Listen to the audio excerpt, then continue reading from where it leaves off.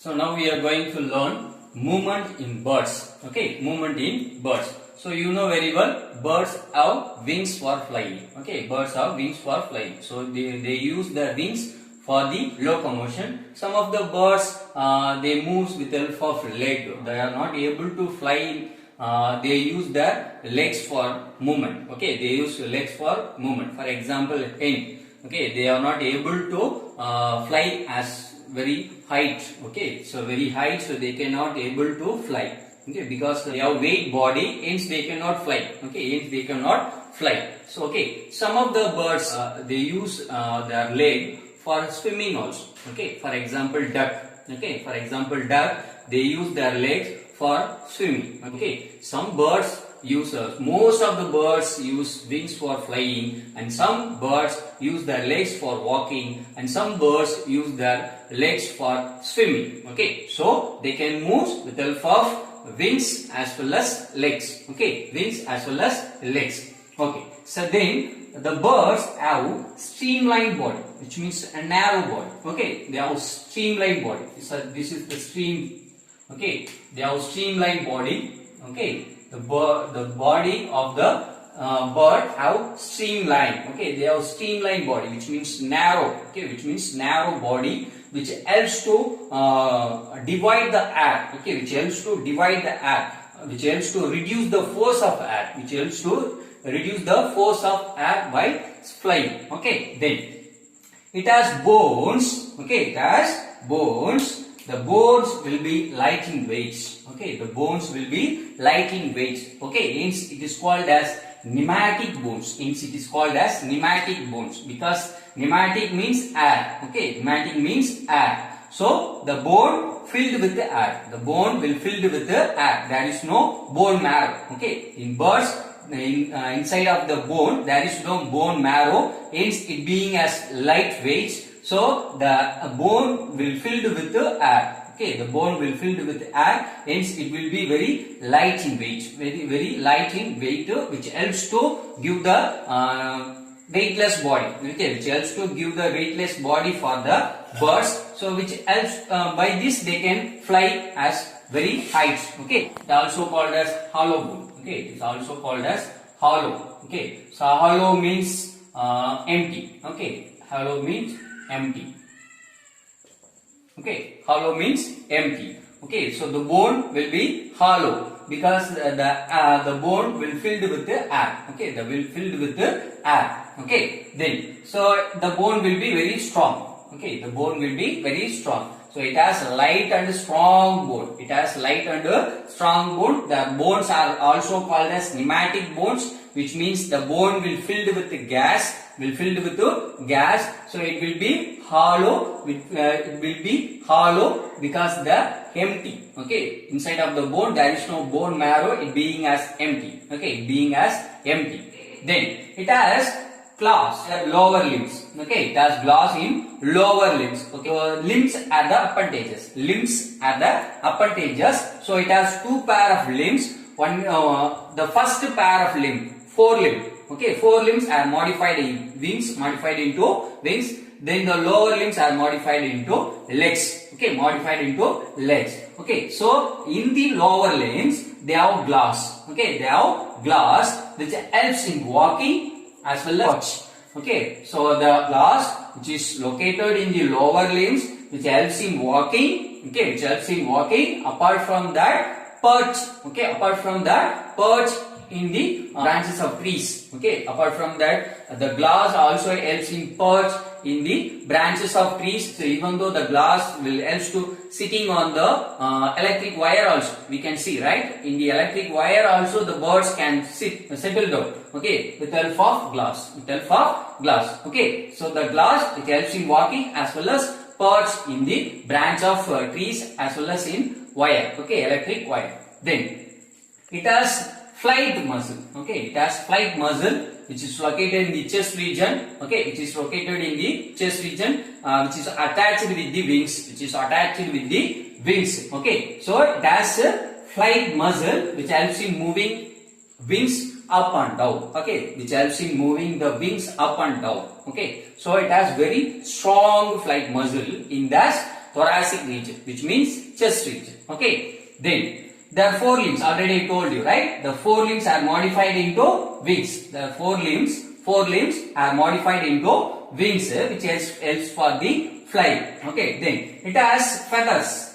Okay. It has feathers for which helps in flying. Okay. Which helps in flying. The feathers, which being as lightweight. Okay, which being as lightweight, which helps for the flying, or for the balance. Okay, to give balance for the body in the air. Okay, in the air they give balance. Apart from that, it will protect the body. Okay, it will protect the body from the adverse condition, whether cold or hot. Okay, whether cold or hot condition, the feathers are helps to protect the body, which helps to protect the body. Then it shows two types of flights. Okay, so two types of flights. One is gliding flight and another one is fluffy. Okay, one is gliding and another one is fluffy. Gliding means, so when gliding movement, the birds will spread out their wings as well as tail. Okay, they will spread out their wings and tail and will move along with the airflow. With help of air current, which means airflow. Okay, they can move along with the airflow. So it does not need energy. Okay, it does not need energy. It will move along with the airflow. Okay, it will move along with the airflow. During this, it will spread out the wings and tail. So it does not need energy for the gliding movement. Hence, it is called as passive event. Okay, hence it is called as passive flight. Okay, hence it is called as passive flight because there is no need energy. Okay, whatever the reaction, whatever the physical process, if there is no need energy, they are considered to be the passive event. Already we learned last lesson, right? Passive event, inhalation and exhalation. So inhalation is the active event, exhalation is the passive event, because during exhalation we don't need energy. Okay, it's automatic process. Okay, so whereas in inhalation we need energy to consume the air. It is the active event. So in the case of flight of birds, it has two types of flight: gliding flight and fluffing flight. During gliding flight, it moves along with the air current, which means airflow. Hence, it does not need energy. Hence, it is said to be the passive flight. Okay. So then another one is fluffy. Okay, another one is fluffy. When fluffy, it will beat.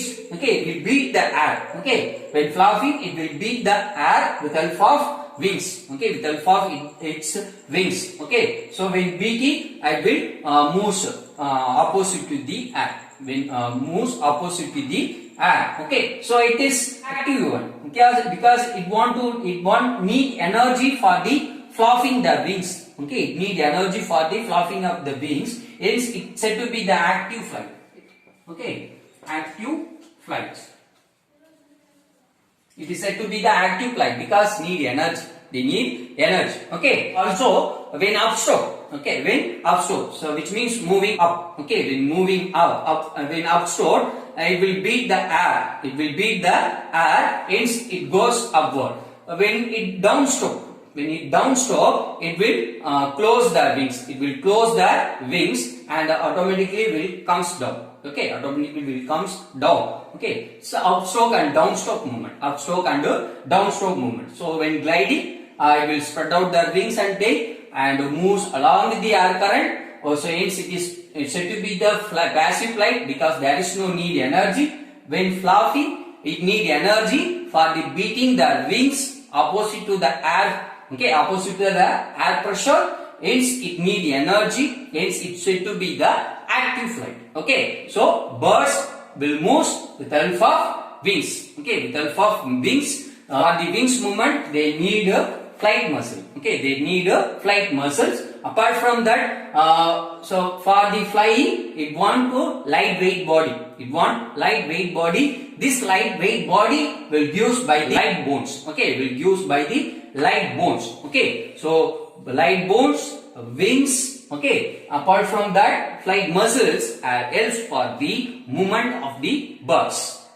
So now we are going to learn movements in snake and fish. Okay, movement in snake and fish. So both snake and fish will comes under the chordata because due to presence of vertebral column. Okay, vertebrates. Okay, so the snake and fish will comes under the vertebrates due to presence of vertebral column. Okay, due to presence of vertebral column. The snake which comes under the class amphibians, and then the fish will comes under the class fishes. Okay, which comes under the class fishes. Okay, so then now snake. Okay, the movements in snake. So movements in snake, it consists of a large number of vertebrae. Okay, the entire body.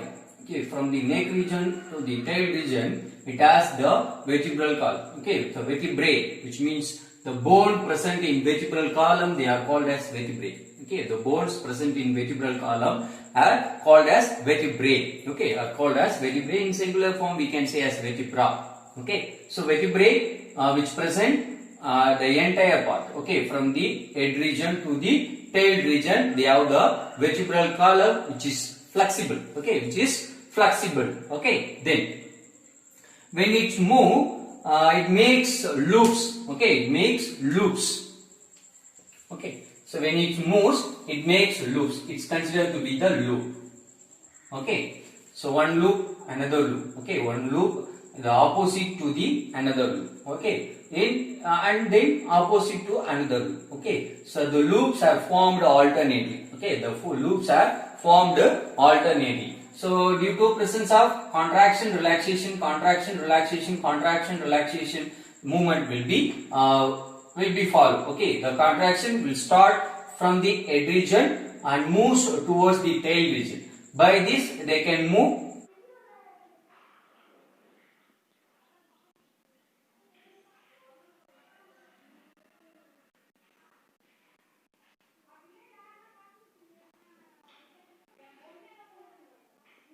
Okay, the movement of snake is called as slithering movement. Okay, the movement of snake is called slithering movement. Slithering movement. Okay, the movement of snake is called slithering movement. Okay, so movement of snake by means of vertebrae. Okay, by means of vertebrae, it has muscles. Okay, it has also muscles. The muscles are attached with the vertebral column. Okay, it has thin muscles which are attached with the vertebral column, which helps to contraction and relaxation movement. Which helps to contraction and relaxation movement. By this, it will make loops. It will make loops. Okay, the loops start from the head region and end at the tail region by one circle of movement. One circle of movement. Okay, the movement of snake is called slithering movement. The movement of snake is called slithering movement. Okay, slithering movement. Then snake can swim in water also, right? In water also the snake can swim. Okay, so snake is an amphibian because it present in both land and water. Hence it is called as amphibian. In water they can make a loop. Make loops. By this they can move from place to one place to another. Okay. Okay. Then move to movements in fish. Okay, movement in fish. Okay, fish are swim with help of fins. Okay, with help of fins. Okay, it is also of the vertebral column. It is also fish as also the vertebral column.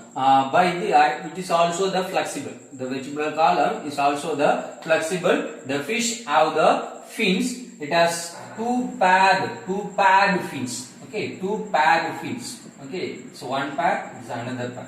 It has two pair of fins, one unpaired fin, one unpaired fins. Okay, so it has two pair of fins and one unpaired fin. Okay, so by the fin they can swim. Okay, so then it has streamlined body. Okay, so here we can see streamlined body.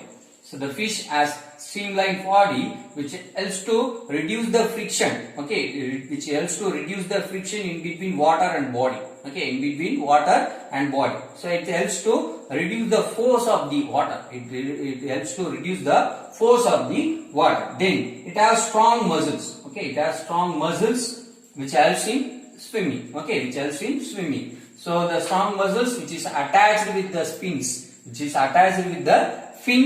and it helps to movement of fins. Okay, the strong muscles which helps to movement of fins. By the fins they can move from one place to another. Then it has a girdle. It has girdle or tail fin. Okay, it has girdle or tail fin. Okay, we can say as girdle or tail fin, which helps to change in direction. When it's swimming, if it found any predator comes front to it, it suddenly stop and change the direction. Okay, suddenly stop and change the direction. So the tail fin, which helps to stop the movement as well as change the direction. Okay, change the direction. Okay, so the fish have fins. By the fins they can move from one place to another place by the swimming, and it has streamlined body to reduce the force of the water and reduce the friction in between water and body. Then it has strong muscle which is attached with the which gives flexible, okay, which gives flexible body which is attached with the fins, and it helps to movement of the fins. By this they can move. Then it has girdle or tail fin which helps to change the direction, in water. So now we are going to learn movements in human body. Okay, so movement in human body, how we are moving from one place to another place. Okay, the movement of human body by means of skeleton and muscles. Okay, so the skeletal system and muscular system will help us for the movement. Okay, will help us for the movement. The skeleton is also considered to be the framework of the bones. Framework of the bones is called as skeletal. Okay, it's called as skeleton system. Then the muscular system, which helps for the movement, which helps to movement of the bones by the pulley. Okay, so for example, if I fold my hand, there are a pair of muscle will be there. Okay, biceps and triceps. Okay, so when I fold my hand, the biceps will pull the bone which present in the forearm. Okay, which present in the forearm. We have 3 bones in our arm. Okay, so in this region we have 3 bones. One is humerus. Okay, and radius ulna. Okay, radius ulna. So the biceps, when I fold my hand, the biceps will pull the radius bone. Okay, in this direction. Okay, so the same muscle will not helps to movement of the another direction. It helps to only one direction movement. Okay, so then if I want to stretch my hand, the triceps which present below the biceps. Okay, so the triceps will pull the bone will present in this region, ulna. Okay, the triceps will pull the ulna. When stretch my hand, the biceps will pull the radius. Okay, when I fold my hand, one muscle will help to pull this direction and another muscle will help to pull the opposite direction. Okay, all those parts of our body will carried out by a pair of muscle. It's called antagonistic movement. Okay, it's called antagonistic movement. Opposite direction. They will act as opposite direction. Okay, so the movement of human body is done by skeletal system and muscular system. Movement of human body, some restriction will be there. Some parts of our body we can move in all directions. Some of the restriction will be there. So even though in hand I can move this direction only. I am not able to move the opposite direction. If I move, my hand will go. Okay, then, so example for movements in our body, movements of eyelids. Okay, movements of eyelids. Then movement of teeth and jaw. Okay, some parts of our body will move along with the other parts of body. Example, teeth.